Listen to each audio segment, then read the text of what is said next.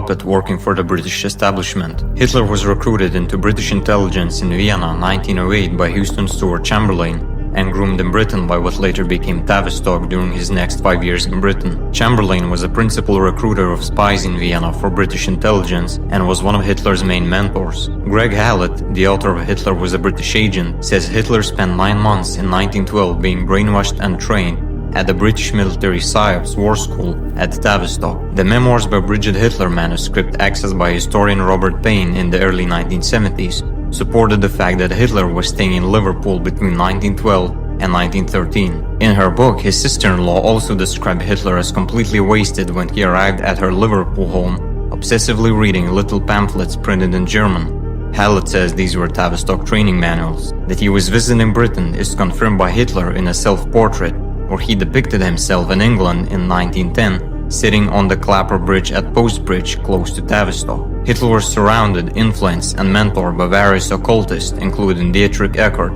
Theodor Fritsch, Lanz von Liebenfels, and Guido von List.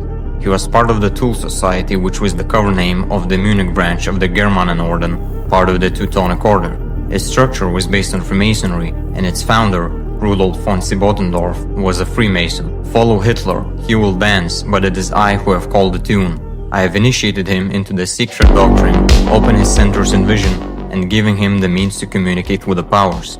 These were the words of Dietrich Eckart, member of the Tool Society and one of Hitler's mentors. The German Workers' Party, DAP, Hitler was installed into in 1919, was actually founded by the members of the Tool Society. It was revealed by Aleister Crowley at an after-dinner conversation with Aldous Huxley in 1938 that Hitler was taking mescaline and received oratory and rhetoric training by members of the Ordo Templi Orientis, a Masonic order Crowley was the head of. That Nazis and Hitler were anti-Masonic is propaganda. Every single senior Nazi was a Mason, and the banning of some lodges was about destroying the evidence. Hitler was funded by the Bank of England, Federal Reserve, Standard Oil, Bank of Manhattan, Max Warburg, Bush, Herman, Schroeder, Alan Dulles, and many other agents working for the British establishment. Hitler's role was to play the boogeyman in the World War II dialectic and help the globalist establishment advance its world domination agenda by persecuting millions of people and manufacturing Jew hatred in order to fuel the safe haven for Jews propaganda